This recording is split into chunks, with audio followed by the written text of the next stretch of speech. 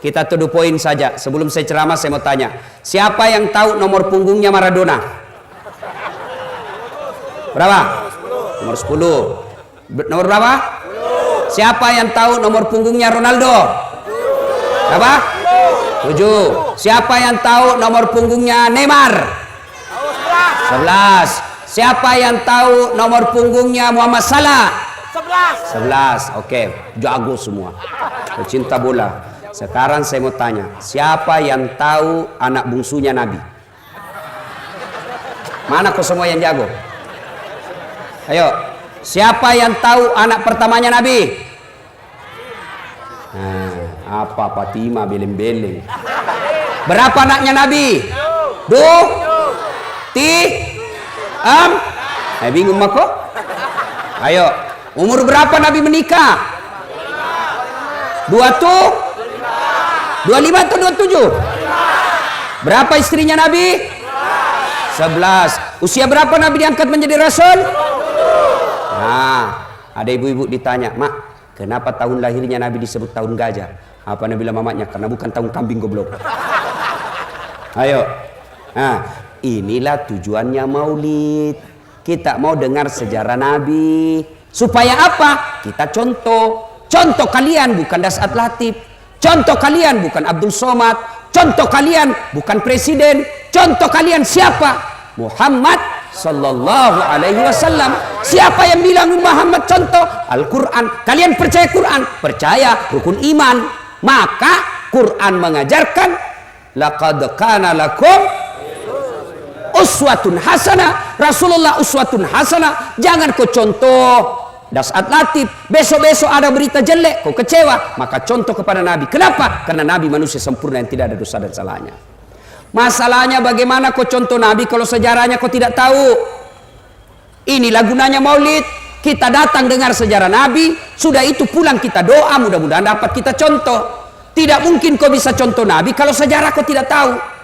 Orang tua dulu cepat sekali perkenalkan sejarah Nabi anaknya, sehingga kita dari kecil sudah tahu sunnah-sunnah Nabi.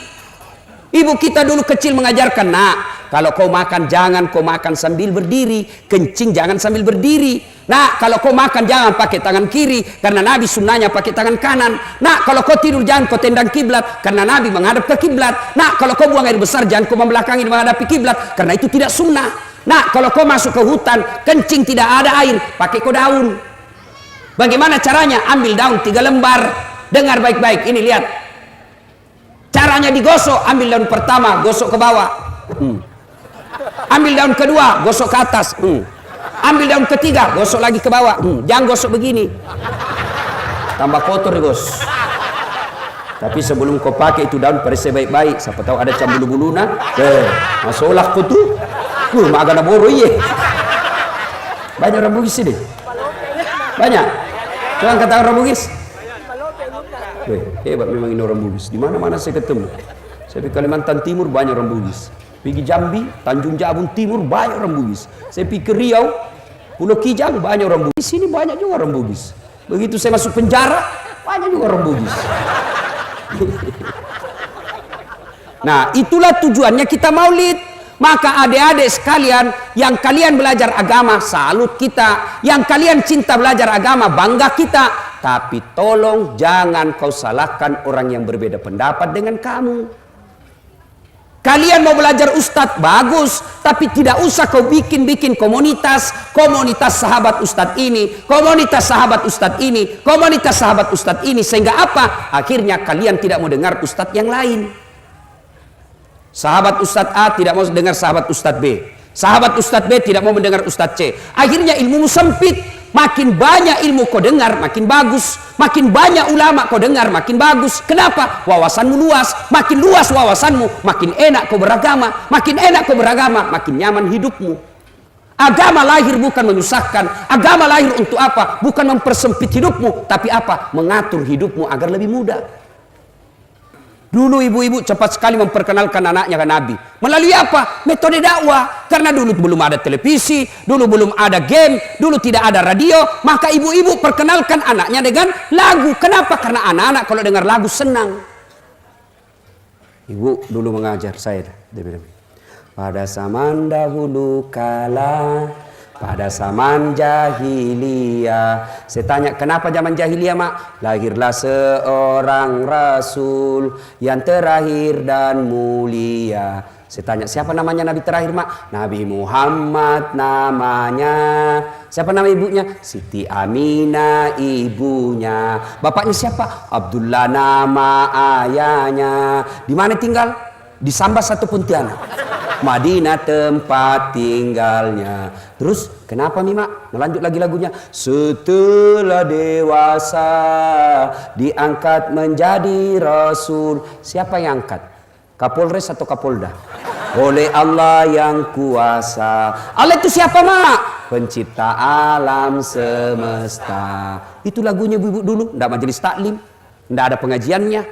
Coba. Tapi dia tahu perkenalkan sejarah Nabi. Ditanya lagi anaknya, Mak, tanggal berapa Isra Mi'raj? Nyanyi lagi. 27 Rajab Nabi Muhammad diisrakan. Dari mana, Mak? Dari Masjidil Haram ke Masjidil Aqsa. Itu dulu. Anaknya mulai gadis, nak kasih pakai jilbab sambil menyanyi. Pakai jilbab nak. Jilbab putih, lambang suci gagah perwira. Itu dulu toh. Iya, lagu-lagunya ibu-ibu dulu kan begitu, dakwah. Iya. Kita juga zaman tak kecil lagu-lagu nasihat. Katakan Tuhan itu satu. Itulah lagu dangdut. Mengapa minuman itu haram? Karena merusak kepikiran. Mengapa berzina juga haram? Karena itu cara binatang. Nah bilang anak milenial, kenapa semua yang asik-asik itu diharamkan? Kenapa semua yang enak-enak juga diharamkan? Jawabannya, itulah perangkap setan, umpannya ialah bermacam-macam kesenangan. Itu dulu.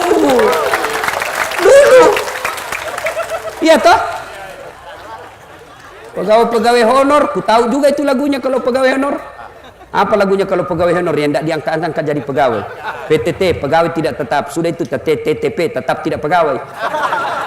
Apa lagunya kalau dia? Berakit-rakit dahulu, berenang-renang ke tepian, sakit-sakit dahulu, susah-susah dahulu, lalu kemudian berbahagia. Itu kan lagunya bagus, lagu-lagu dulu ibu-ibu. Sekarang lagunya ibu-ibu apa? Yo ayo, beleng-beleng. Ini ketawa baru dirinya semua nak kena. Majelis taklim, campur-campur laki-laki menyanyi. Di depanlah dia olahraga. Apa perempuan dilarang olahraga? Boleh, bahkan sunnah. Olahraga supaya tetap seksi, supaya sehat. Karena kalau kau gendut, tidak disuka suamimu. Saya bilang memang sama istriku, jangan lalu kau gendut. Kalau gendut kau kawin nggak lagi. Kalau ibu gendut, nah gampang sakit, susah ngurus suami, susah ngurus sana. Maka ibu olahraga boleh, tapi jangan campur-campur olahraganya laki-laki. Pisahlah kalian. Perempuan sebelah kanan gedung, laki-laki sebelah kiri gedung, itu boleh. Tapi ini tidak. Di kantor-kantor depan kantor camat, perempuan di depan, bajunya seksi, bajunya roknya sempit, roknya juga sempit, bajunya pun sempit. Di depanlah dia. 1, 2, 3. Ada juga bapak-bapak di belakang. 4. Mana kena hancur. Ini semua ini kelakuannya ini semua ini. Ya. Maka kita datang dengar maulid. Supaya apa? Selesai kalian dengar itu, jangan kau contoh yang jelek. Ya, betul. Inilah tujuannya maulid. Oh, kalau di Sulawesi lebih ramai lagi kalau maulid. Dari semua perayaan Islam, hari-hari besar Islam, di Sulawesi paling meriah maulid. Banyak hiasan telur. Orang-orang di rumah bawa ember besar isinya, orang bilang kado minyak. Dan ditukar-tukar itu. 1 rumah 2 ember. Datang, pakai tukar, masing-masing pulang bawa dengan bervariasi. Telurnya banyak. Bertanya anak-anak milenial, kenapa orang Bugis pakai songkolo? Orang bilang ketan, kado minyak. Kenapa? Karena diharapkan selesai kalian maulid jadilah seperti ketan. Kenapa bukan nasi? Apa ketan? Rapatlah kalian, jangan berpecah belah. Ya, jangan kau bertengkar umat kita. Nah, sama nabi kita, sama rukun Islam kita, sama Baitullah kita, sama sahadat kita, sama rukun-rukun sholat kita. Masa gara-gara beda kau manhaj kau menghina orang? Itu tujuannya. Kenapa Kak Dominya, Songkolo, kenapa ketan? Menyatulah kalian setelah dengar dakwah ini. Jangan kau berpecah belah. Hanya berbeda pendapat kita, marah, satu kunut, satu tidak kunut, bertengkar, masing-masing bikin masjid. Saya pun sampai dihina-hinanya. Apa kau cerita-cerita sunnah? Kau tidak pelihara sunnah. Hei, kenapa kau tuduh saya tidak pelihara sunnah? Buktinya kau tidak pakai jenggot. Ya mau dia apa kau tidak mau tunggu? Gara-gara jenggot namar. Iya kan begini anak-anak kita sekarang. Jangan berpecah belah. 2020 mau lagi pilkada serentak. Tidak ada urusan dengan pilkada. Urusan kalian perbaiki hidupmu. Urusan pilkada sebentar. Coblos 5 menit selesai. Pilpres. Tidak ada lagi 01, 02. Prabowo sama Jokowi sudah baku peluk-peluk. Kalian pendukungnya, damailah kalian. Tidak ada lagi 01, 02. Yang sekarang ada 01 tambah 02 sama dengan 03. Persatuan Indonesia. Enak orang kalau berbeda-beda tapi tetap akur. Tidak enak itu. Kalau kalian berpecah belah, tidak ada itu enaknya hidup. Banyak musuh tidak ada enak. Kenapa pengajian kita hebat? Karena ini. Karena kita bersatu. Coba, kalau tidak ada persatuan di sini, tidak jalan ini pengajian. Kenapa bapak-bapak enak duduk di situ? Karena ada saya yang ceramah di sini. Coba kalau tidak ada, bapak pulang. Kenapa saya jago ceramah di sini malam ini? Karena ada bapak-bapak nonton saya. Biar saya hebat menggelegar ceramah 2 jam, tidak ada penonton. Tidak ada yang lihat saya. Bapak cocok lewat orang. Sudah lama gila itu Ustaz. Inilah enaknya persaudaraan. Ya. Kenapa orang Bugis pakai telur kalau maulid? Kenapa tidak pakai ikan? Kenapa? Karena diharapkan kalian menjadi telur. Apa itu telur? Masa depan, bibit generasi muda. Kalian menjadi bibit-bibit Islam yang akan menyiarkan kebaikan. Kenapa warnanya kuning? Kenapa tidak warna lain? Sekarang saya lihat sudah banyak juga warna lain. Kuning, samping kuning ada merah sama putih. Kenapa merah? NKRI harga mati. Kenapa pakai kuning Songkolo itu? Ketan. Orang Bugis bilang, Kak Dominya, kenapa warna kuning? Kalian diharapkan seperti kuning, warna emas yang semua orang senang. Maka kalian tentu bukan orang Islam kalau tidak ada orang yang senang sama kalian. Rasulullah jangankan umatnya, orang lain saja mencintainya. Berapa banyak orang masuk Islam oleh Nabi, bukan karena diajak syahadat, tapi apa? Dikasih contoh yang baik, akhlak, akhirnya masuk Islam. Maka kalian selesai dengar maulid ini, baik-baiklah. Ya, bagaimana caranya contoh Nabi? Mari dengar satu-satu. Yang sederhana saja dulu. 1. Nabi masih muda, 16 tahun. Jalan Nabi. Tersingkap roknya. Kelihatan betisnya. Betisnya Pak kelihatan. Belum lagi jadi Nabi. Kelihatan betisnya. Bagaimana reaksinya Nabi? Malu sampai merah mukanya. Karena malu kelihatan betisnya. Nabi. Anak muda, lelaki, kelihatan betis, malu sampai merah mukanya. Begitu tingginya rasa malunya Nabi. Berarti kalau kalian cinta sama Nabi, yuk tanamkan rasa malu dalam dirimu. Jangan kau merasa rajin sholat, tahajud tiap hari, tadarus tiap hari, tapi kau tidak punya rasa malu, kalian bukan umatnya Nabi. Malu dong jadi anggota DPR tapi memeras rakyat. Malu dong jadi polisi kalau tidak melindungi rakyat.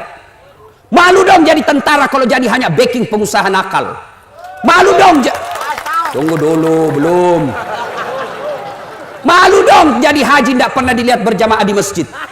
Malu kalian. Malu dong jadi pemuda Islam tapi gak nakal, jadi biang kerok di jalan raya. Malu dong jadi orang Islam yang rajin sholat tapi suka melanggar polisi lalu lintas. Katanya pengurus masjid, katanya pemuda pembela Islam, tapi kalian di jalan tidak pakai helm. Malu dong. Tidak ada hubungannya Ustadz dengan helm. Kalau Ustadz jatuh tidak pakai helm, pecah juga kepalamu. Tidak dibilang malaikat, tidak kasih pecah ini tahu. Ini tidak pakai kau helm. Begitu kau ditangkap, aduh Pak, tolong kerjasamanya Pak. Kau larang polisi disogok, tapi kau yang sogok. Tolonglah Pak kerjasamanya Pak. Kasihanlah saya ini Pak. Terpaksa kau dia kasihani. Sudah itu ke video padahal kau yang minta-minta. Malu dong bersifat jelek. Malu dong jadi ulama hanya menghasut. Malu dong jadi penceramah hanya memecah belah umat. Rasulullah tinggi rasa malunya. Malu adik-adik remaja kalau kalian sudah merasa hijrah tapi masih kelihatan auratmu. Terutama ini cewek. Kelihatan pahanya, kelihatan dadanya, ndak malu di pinggir jalan.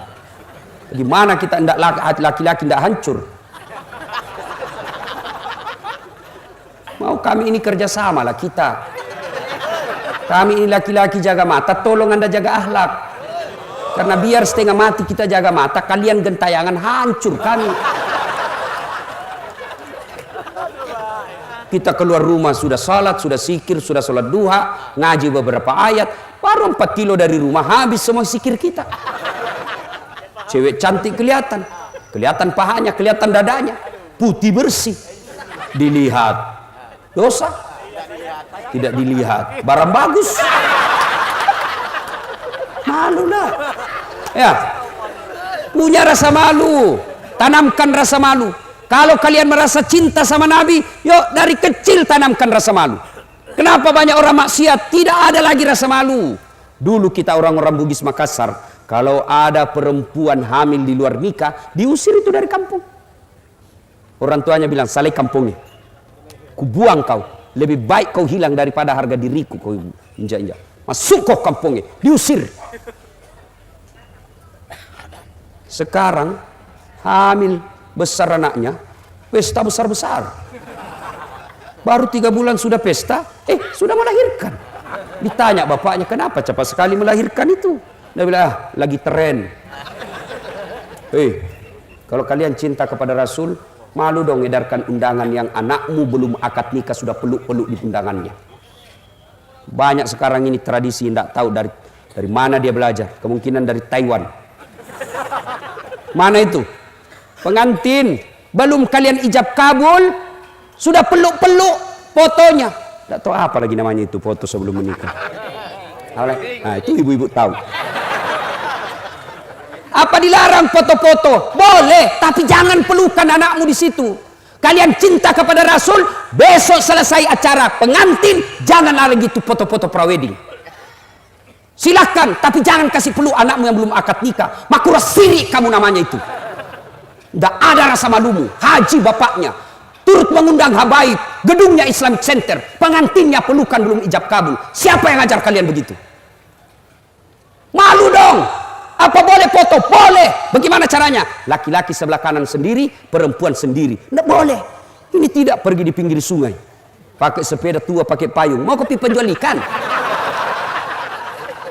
Dikasih bodoh-bodoh sama fotografer yang tidak tahu halal haram. Ya peluk-peluk sedikit, ya yang romantis dong, yang damai-damai, ya mepe-pepe sedikit. Beleng-beleng. Yang ketawa, serius ini. Malu dong. Kalian bikin pesta pengantin, katanya mau sunnah, tapi sampai di pesta pengantin semua berdiri makan. Apa dilarang makan berdiri? Tidak, tapi itu tidak sunnah. Kalau kalian cinta sama Nabi, hidupkan sunnahnya. Gimana caranya? Ya oke, pesta silakan standing party. Tapi yang mau berdiri silakan. Tapi sediakan juga kursi bagi mereka yang mau sunnah makan. Sediakan di situ 20 kursi. Supaya kalau mereka yang tidak mau makan berdiri, dia punya pilihan untuk duduk. Seperti saya kadang, pergi diundang pengantin, semua enak makanannya. Kita mau makan, tidak ada tempat duduk. Tidak mungkin lah Ustadz Dasat makan sambil berdiri. Dia shooting orang, dia bilang ini Ustadz beleng-beleng. Maka sediakan kalau kalian punya rasa malu. Pegawai negeri digaji oleh negara, malu dong jam 9 masuk di warkop. Apaan pegawai negeri digaji oleh negara? Tiap bulan dapat uang, jam 9 baru masuk kantor, jam 2 sudah pulang, padahal mestinya pulang jam 5. Malu dong seperti itu. Kerja mengurus rakyat, digaji oleh negara, uangnya negara dari pajaknya rakyat, datang ngurus KTP kok persulit. Malu dong. Nggak enak didengar. Saya suruh kau undang kak. So, 1, tanamkan rasa malu. 2, tidak dengar lagi. Mudah-mudahan jadi pelajaran buat kita semua. Nabi itu Pak, tidak pernah tidak punya wudhu. Beliau 24 jam selalu ada wuduknya. Mau tidur beliau wuduk dulu. Mau pergi jalan dakwah wuduk dulu. Kalau bapak cinta sama Nabi, mulai besok kemana saja ada wuduk. Bapak-bapak polisi mau pergi tugas, wuduk dulu. Bapak-bapak tentara mau pergi kerja, wuduk dulu. Ibu-ibu mau pergi gosip, wuduk dulu. Adik-adik mau pergi sekolah, wuduk dulu. Bapak-bapak mau pergi ke sawah, mau ke nelayan, wuduk dulu. Insya Allah kalau kalian wuduk dulu, janji Allah, innallaha yuhibbut tawabina wa yuhibbul mutattakhirin. Dicintai oleh Allah. Kalau Allah telah cinta sama ibu, maka apapun ibu lakukan pasti Allah kasih. Kalau Allah telah cinta kepada bapak-bapak, apa yang bapak minta pasti dikasih. Ya Allah, sembuhkan penyakitku. Kecil buat Allah sembuhkan asam urat. Ya Allah, angkat segala penyakitku. Kecil buat Allah sembuhkan penyakit jantungmu. Kecil. Tapi caranya apa? Dekati Allah. Coba saya kasih contoh. Kalau bapak dekat sama Wakapolda, tiba-tiba ada masalah sedikit, bapak Wakapolda bisa bantu. Kenapa? Karena dekat. Ya. Orang yang dicintai Allah, apa diminta pasti dikasih. Kalau tidak dikasih, sangka baik. Berarti apa yang bapak minta tidak baik. Ya Allah, mudah-mudahan 2019 ini anakku terpilih jadi anggota DPR. Ternyata tidak terpilih, padahal sudah selalu duduk, tidak nyogok kiri kanan, baik agamanya. Berarti bukan anggota DPR yang terbaik buat anaknya bapak. Saya tamat SMA daftar tentara, mau jadi akabri. Begitu tes fisik tidak lulus. Kenapa? Ceper. Cukup tinggiku. Saya protes kepada Allah. Ya Allah, kenapa kau lahirkan saya dalam keadaan pendek? Kau tidak rugi jadi Tuhan kalau saya jadi tentara. Temanku lulus jadi polisi. Saya jadi ustadz. Sekarang dia reserse di Sulawesi Barat. Reserse pakai baret merah. Saya pakai baret putih. Alhamdulillah karena lulus pakai baret putih. Mulai baret hitam sampai baret merah. Kucara maiko semua. Coba kalau saya jadi tentara waktu itu masih hormat terus. Siap komandan, siap komandan, siap komandan.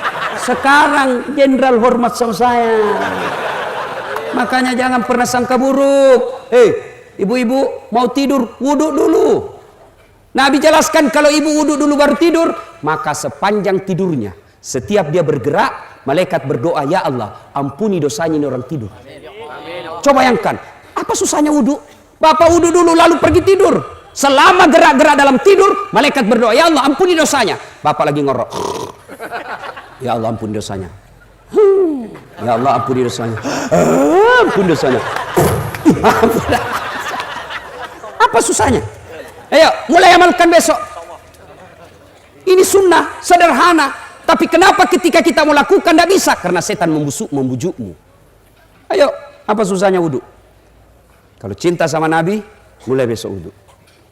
Saya wudhu Ustadz, tidak dikasih. Berarti yang kau minta tidak baik. Ya Allah, mudah-mudahan suamiku bisa beli mobil. Kok tidak bisa beli mobil? Allah tahu kalau ada mobilnya, berhenti dia sholat. Malah dia pakai pacaran. Oke, berikutnya lagi. Sampai jam berapa ini acara? Jam berapa? 12. Enak.